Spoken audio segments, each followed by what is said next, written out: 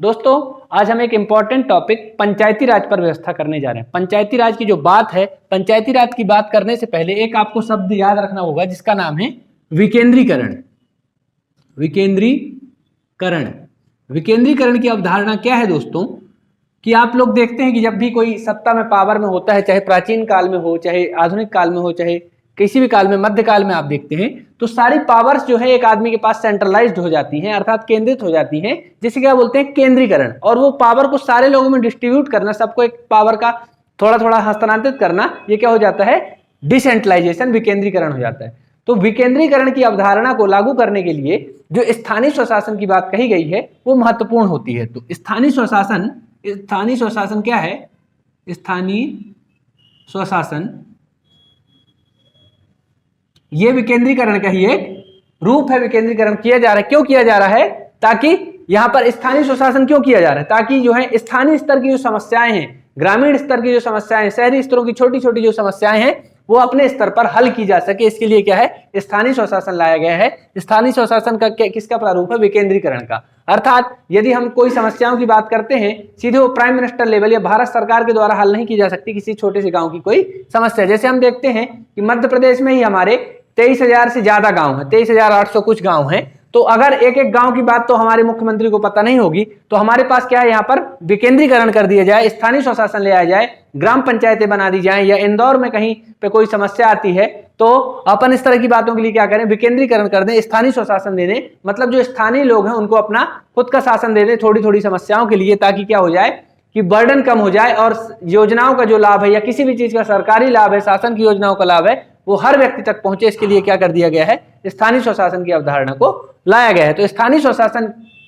के अंतर्गत ही हमारे पास दो तीन चीजें आएंगी, जो है ग्राम पंचायत की वाली चीजें आएंगी या फिर नगरीय निकाय वाली चीजें आएंगी। तो ये सारी चीजें यहाँ पर सम्मिलित होंगी। तो इसकी बात आप विकेंद्रीकरण की अवधारणा को मेरे ख्याल से समझ जाएंगे कि क्या है कि सत्ता का जो है तो विकेंद्रीकरण करना, पावर को डिस्ट्रीब्यूट करना अलग अलग लोगों में, अलग अलग स्तर में पावर को। जैसे आप जानते हैं केंद्र सरकार है, राज्य सरकार है, उसके बाद यहाँ पर पंचायतें आ गई हैं, जिला लेवल पे जिला पंचायत आ गई, जनपद पंचायत आ गई, ये सारी चीजें अभी हम चर्चा करेंगे। पर ये क्या है? सत्ता हस्तांतरित विकेंद्रीकृत होते हुए आ रही है, डिस्ट्रीब्यूट होते आ रही है, ताकि क्या है लाभ सबको पहुंच सके और निचले लेवल की समस्याएं अच्छे से हल हो सके। इसके लिए क्या लेके आया गया है? विकेंद्रीकरण लेके आ गया है। स्थानीय स्वशासन इसका एक रूप है। तो दोस्तों स्थानीय स्वशासन की बात अगर मैं करूं तो इसका बहुत प्राचीन काल से ही हमको नमूना देखने को मिलता है। चोल साम्राज्य का आपने नाम सुना होगा। दक्षिण भारत में एक चोल साम्राज्य होता था। तो चोल साम्राज्य के अंतर्गत क्या होता था दोस्तों कि चोल साम्राज्य के अंतर्गत विकेंद्रीकरण की अवधारणा हमको चोल साम्राज्य के ग्रामीण प्रशासन में देखने को मिलती है। आप लोग अगर इतिहास पढ़ते हैं तो वहां पर आपको देखने मिलेगा चोलों का ग्रामीण प्रशासन स्पेशल रूप से पढ़ा जाता है, क्योंकि चोलों के लिए ग्रामीण प्रशासन एक स्पेशल व्यवस्था दी गई थी। जबकि वहां पर अंतिम सत्ता किसके पास थी? जो राजा था, जो सम्राट होता था, उसके पास होती थी। आप वहां पर चोल साम्राज्य के प्रमुख शासकों के रूप में राजेंद्र प्रथम या इन सबको देखते हैं, उनके पास होती थी। लेकिन ग्रामीण स्तर पर भी ये क्या है, समितियां बना दी गई थी। और वहां पर नाडू वलनाडू ये सारी चीजें आप देखते हैं, जो भी होता है तो वहां पर आप देखते हैं तो क्या है, वहां पर विकेंद्रीकरण का एक शुरुआती उदाहरण कहां पर? प्राचीन काल में किस वंश में? चोल वंश में हमको देखने मिला है। ग्रामीण व्यवस्था का सर्वप्रथम उदाहरण कहां मिलता है? चोल प्रशासन में देखने को मिलता है। चोल प्रशासन के पहले भी अगर देखें हम तो वहां पर अशोक के काल में भी ये चीजें हुई हैं, गुप्त काल में भी ये चीजें हुई हैं कि ग्रामीण व्यवस्था में कई जगह देखने को मिलता है। इसके बाद हम देखें तो मिडाइवल हिस्ट्री में भी हमको मुगल काल में भी यहाँ पर कहीं कहीं गांव स्तर का प्रशासन देखने मिलता है। उसके पहले वैदिक काल में भी हमको ग्रामीण प्रशासन की बात करते हैं। तो होती हैं ये सारी चीजें, हमेशा से चली आई हैं। और वर्तमान स्वरूप इसका कहां से है उस पर हम चर्चा करेंगे। तो आप जानते हैं कि इसके बाद हमारे यहाँ जब अंग्रेजों का शासन था तो हमारे यहाँ एक बहुत ही जिनको माना जाता है कि अच्छे लॉर्ड गवर्नर थे, वायसराय थे, जो भी थे। तो यहाँ पर वायसराय कौन थे? यहाँ पर कौन था? लॉर्ड रिपन का आपने नाम सुना होगा। Lord Ripon. रिपन का कार्यकाल दोस्तों होता है 1880 से 1884 तक। तो ये लॉर्ड रिपन का कार्यकाल होता है। लॉर्ड रिपन अपने कार्यकाल में बहुत सारी अच्छी चीजों के लिए जाने जाते हैं, उसी के अंतर्गत एक चीज होती है जिसका क्या नाम है? स्थानीय स्वशासन। 1882 में इन्होंने, कब? 1882 में स्थानीय स्वशासन की अवधारणा दी। स्थानीय स्वशासन की अवधारणा दी। अर्थात इन्होंने वहां पर सिफारिश की कि स्थानीय लेवल पर, ग्रामीण लेवल पर, निचले लेवल पर कुछ शासन हस्तांतरित की जाए, कुछ व्यवस्था हस्तांतरित की जाए, ताकि जो छोटे लेवल की समस्या है वो वहीं पर हल हो जाए। तो इसके लिए स्थानीय स्वशासन की बात कही गई। तो लॉर्ड रिपन को स्थानीय स्वशासन का जनक कहा जाता है। प्रश्न आपसे पूछेगा कि स्थानीय स्वशासन का जनक किसे कहा जाता है, लॉर्ड लिटन को, लॉर्ड इरविन को, लॉर्ड कर्जन को या लॉर्ड रिपन को? तो लॉर्ड रिपन को स्थानीय स्वशासन का जनक कहा जाता है। ये बहुत महत्वपूर्ण प्रश्न बनता है। लॉर्ड रिपन का कार्यकाल कब से कब तक? तो 1880 से 1884 तक। 1882 में इन्होंने स्थानीय स्वशासन की बात की। हमारे यहाँ जो जनगणना होती है, आप देखते हैं हर 10 साल में जनगणना होती है, उसकी भी शुरुआत जो नियमित रूप से हुई वो इन्हीं के काल में हुई है। हालांकि 1871-72 में लॉर्ड मिंटो जो है उनके काल में ये चीज स्टार्ट हो चुकी थी, लेकिन लॉर्ड रिपन के काल में ये चीज व्यवस्थित रूप से स्टार्ट होती है और स्थानीय स्वशासन की बात आरंभ होती है। स्थानीय स्वशासन की बात यहाँ पर क्या है? 1882 आपको याद रखना है, लॉर्ड रिपन आपको याद रखना है। इसके बाद ये क्रम चलता रहता है, इसका धीरे धीरे विस्तार कहीं होता है कहीं नहीं होता। फिर उसके बाद जब भारत की स्वतंत्रता की बात आती है तो हमारे राष्ट्रपिता महात्मा गांधी का एक सपना होता है ग्राम स्वराज का। किसका सपना होता है? ग्राम स्वराज का। ग्राम स्वराज अर्थात गांव को स्वायत्तता दे दी जाए, गांव को स्वायत्तता दे दी जाए, गांव को अपने हिसाब से पावर दे दी जाए, गांव को अपने हिसाब से स्टेब्लिश होने की शक्ति दी जाए, उनको निर्णय लेने की शक्ति दी जाए। तो महात्मा गांधी जी ने कहा था कि अगर भारत का उत्थान चाहते हो तो गांव का उत्थान करो। मतलब ग्राम क्या है जानते हैं? आपकी ग्रामीण लेवल पर सबसे ज्यादा आबादी है भारत की। उस टाइम पर तो बहुत ज्यादा परसेंट था इसका, लगभग 75 से 80% आबादी गांव में रहती थी। अभी तो शहर की ओर पलायन हो के लगभग यहाँ पर 65% के आसपास आबादी क्या है कि गांव में रहती है। फिर भी अभी बहुत ज्यादा परसेंट है, ये 35% आबादी लगभग शहर में रहती है। तो अगर भारत का उद्धार चाहते हो, भारत का उत्थान कौन कर सकता है? गांव की जनता कर सकती है। तो ग्रामीण स्तर पर क्या किया जाए? अच्छी व्यवस्थाएं लागू की जाए, गांव को अपनी स्वायत्तता दी जाए, गांव की छोटी छोटी समस्याओं के लिए बार बार उनको बड़े अधिकारियों के पास ना दौड़ना पड़े, बड़े नेताओं के पास ना दौड़ना पड़े। तो गांधी जी ने किसकी बात की है? गांधी जी ने बात की है ग्राम स्वराज की। तो ग्राम स्वराज की बात अगर गांधी जी करते हैं तो इस पर आगे अगर चर्चा करते करते भारत के संविधान का निर्माण होता है।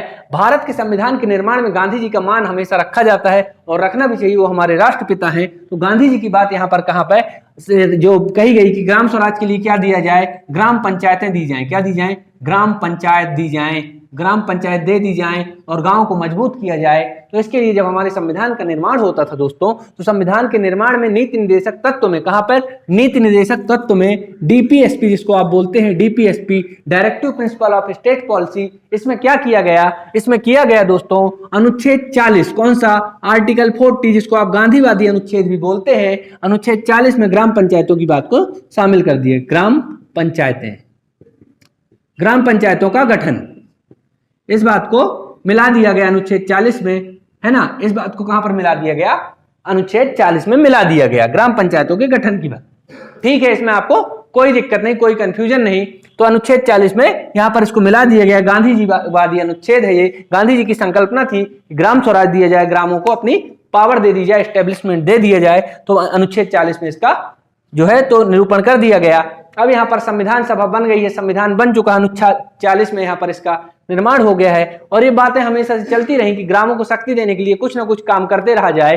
तो यहाँ पर दोस्तों सबसे पहले यहाँ पर क्या होता है, आप देखते चलिएगा एक एक पॉइंट यहाँ पर महत्वपूर्ण। अनुच्छेद 40 आपको याद रखना है, 1882 याद रखना है और आपको लॉर्ड रिपन याद रखना है। ये सारे फैक्ट हैं। स्थानीय स्वशासन का जनक किसे कहा जाता है? लॉर्ड रिपन को कहा जाता है। तो ये सारी चीजें क्या हैं आपको याद रखना है, क्रम से याद रहेंगी आपको, तो बहुत सारी चीजें यहाँ पर क्लियर होती जाएंगी।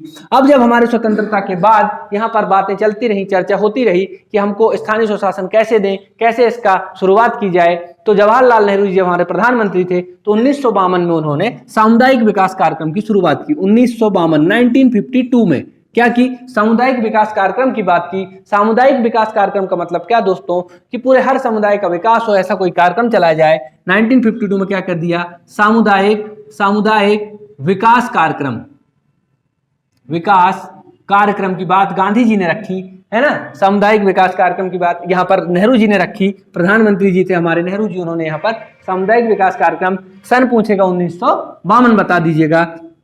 1953 में इसका नाम बदल कर दिया गया। जब इसने अच्छे से कार्य किया तो राष्ट्रीय विकास नीति कर दिया गया, राष्ट्रीय विकास नीति कर दिया गया। ठीक है, नीति कर दिया गया। तो यहाँ पर ये दोनों चीज याद रखना है आपको कि सामुदायिक विकास कार्यक्रम की शुरुआत कब होती है दोस्तों? तो सामुदायिक विकास कार्यक्रम की शुरुआत होती है 1952 में। अब ये सामुदायिक विकास कार्यक्रम का काम क्या है दोस्तों, कि ग्रामीण स्तर पर चीजों को लागू करवाना, ये सामुदायिक विकास कार्यक्रम का काम है, ताकि सारे समुदाय का विकास हो, सबका विकास हो, ठीक है ना। तो ये सारी अवधारणा पहले से चली आ रही है कि सबका विकास हो, हर इंसान का विकास हो, क्योंकि यहाँ पर गांधी जी का भी सपना था, और जो हमारे यहाँ सरकार स्टैब्लिश हुई थी, जो हमारे यहाँ संविधान सभा थी, वो भी ऐसे लोग थे जो चाहते थे कि एक उत्थान पूर्ण भारत का निर्माण हो, एक अच्छे भारत का निर्माण हो। तो ये सारे कार्यक्रम वहां पर संविधान में कहीं ना कहीं से निहित कर दिए गए थे पहले से ही। जैसे आप अनुच्छेद 40 देखते हैं, वो क्या है, अनुच्छेद 40 कब बन गया होगा, जब संविधान निर्माण हुआ होगा 1946-47 के समय पे, और वहां पर 1949 में जब कन्फर्म हुआ होगा, लेकिन लागू कब होता है, वो 1992 में वहां पर अपने को पारित होता है। तो यहाँ पर चीजें क्या है, संविधान में सारी चीजें निहित हैं। आपका चाहे आईटी एक्ट हो, कंप्यूटर हो, सारी चीजें कहीं ना कहीं इनडायरेक्ट रूप से संविधान में निहित हैं। वो दूरदर्शी लोग थे जो आगे की जानते थे 200-400 साल में क्या होने वाला है, और चीजों को मेंशन करके गए कि हर चीज के लिए हमको क्या है, यहाँ पर तोड़ मिल जाएगा, हर चीज की एक कुंजी संविधान में मिल जाएगी। उसी तरह से ये संविधान में, ये तो तत्कालिक बात थी, तो इस पे तो उन्होंने और पुरजोर काम किया होगा कि गांव का विकास करना है, गांव का विकास करना है दोस्तों। तो 1953 में हमारे पास क्या आ जाती है, राष्ट्रीय विकास नीति। सामुदायिक विकास कार्यक्रम ने अपना काम करना आरंभ किया, ये कार्यक्रम चलता रहा, और ग्रामीण स्तर पर, छोटे स्तर पर भी लोगों को सुविधाएं मिलने लगी। ऐसे भारत सरकार ने विचार किया, उस समय की तत्कालीन भारत सरकार ने, कि क्यों ना कुछ ऐसा कर दिया जाए, क्यों ना कोई कमेटी बना दी जाए, क्यों ना कोई समिति बना दी जाए, तो यहाँ पर क्या है, उस पर समीक्षा करे और अच्छे से यहाँ पर सामुदायिक विकास कार्यक्रम में ग्राम स्वराज या फिर स्थानीय स्वशासन के लिए अच्छा काम करे।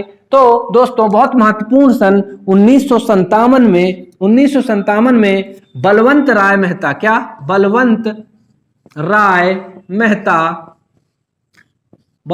मेहता BR मेहता समिति, बलवंत राय मेहता समिति का गठन यहाँ पर कर दिया गया। कब कर दिया गया है मेरे दोस्तों, 1957 में कर दिया गया है। तो महत्वपूर्ण चीज याद रखनी है कि बलवंत राय मेहता समिति का गठन कब किया गया, तो 1957 में किया गया।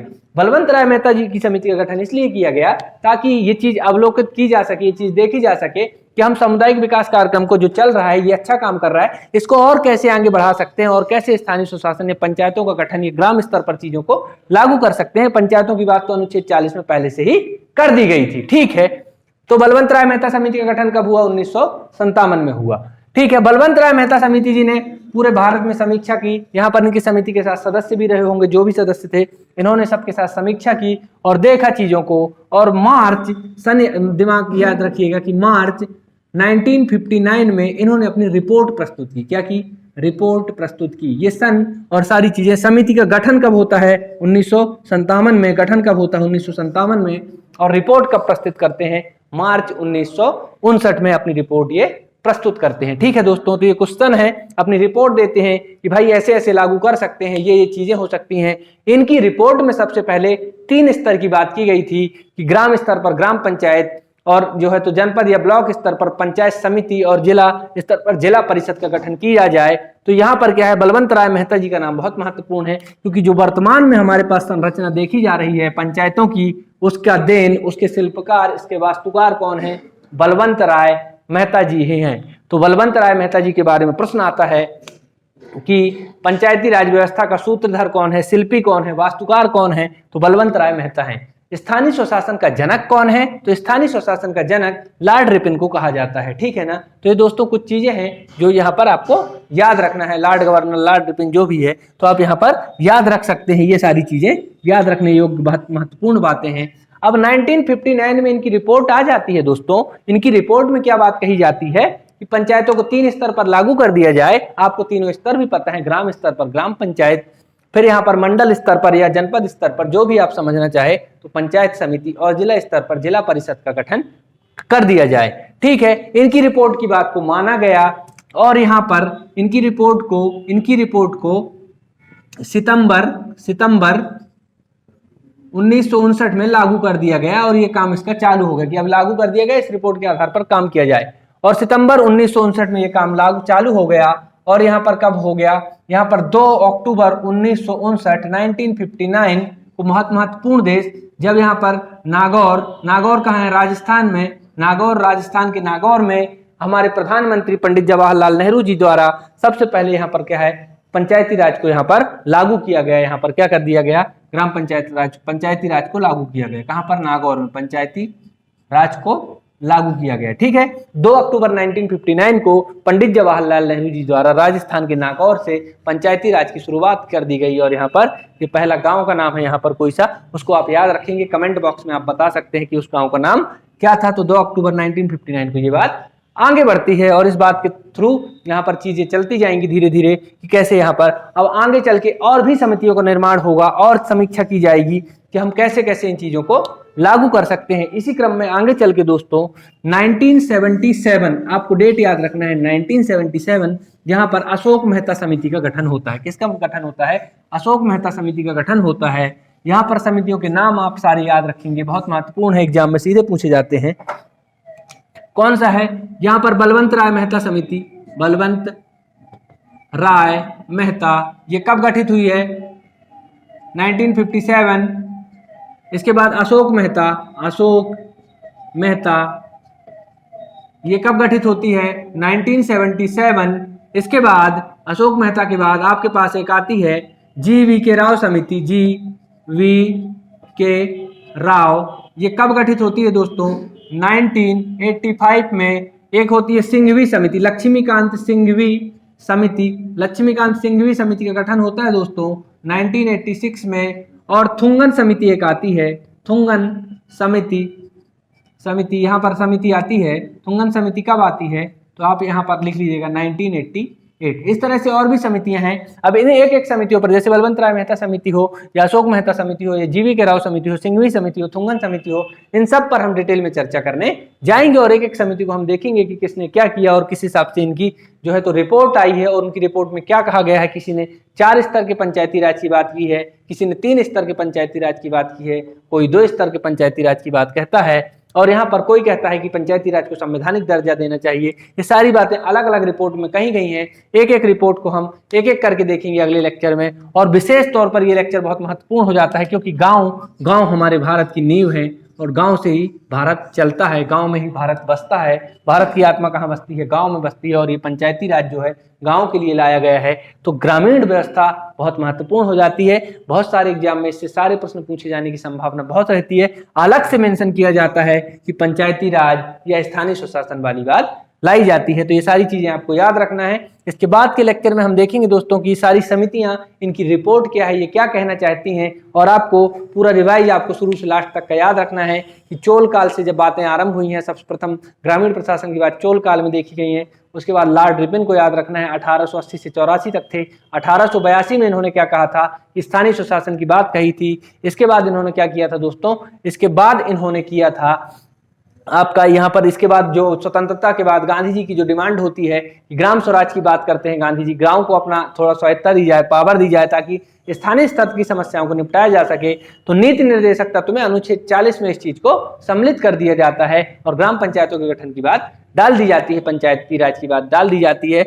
उसके बाद दोस्तों हमारे पास आते हैं 1952 में पंडित जवाहरलाल नेहरू जी की जब सरकार का गठन हो जाता है तो सामुदायिक विकास कार्यक्रम की शुरुआत करते हैं, जहां पर सामुदायिक विकास कार्यक्रम का उद्देश्य ज्यादातर लोगों को ज्यादातर हित पहुंचाने की बात होती है। उसी का नाम राष्ट्रीय विकास समिति कर दिया जाता है 1953 में। उसके बाद ये सारी काम अच्छे करते हैं तो इनके बाद एक समिति का गठन होता है बलवंत राय मेहता समिति, जो कि 1957 में गठित होती है। तो इस तरह से ये कार्यक्रम आगे तक चलता रहता है। तो आप लोगों को ये सारी चीज याद रखना है। इन समितियों पर एक एक करके चर्चा करेंगे और मिलते हैं अगले लेक्चर में। आप इस चैनल को लाइक करें, वीडियो को शेयर करें और सब्सक्राइब जरूर करें। बहुत बहुत धन्यवाद।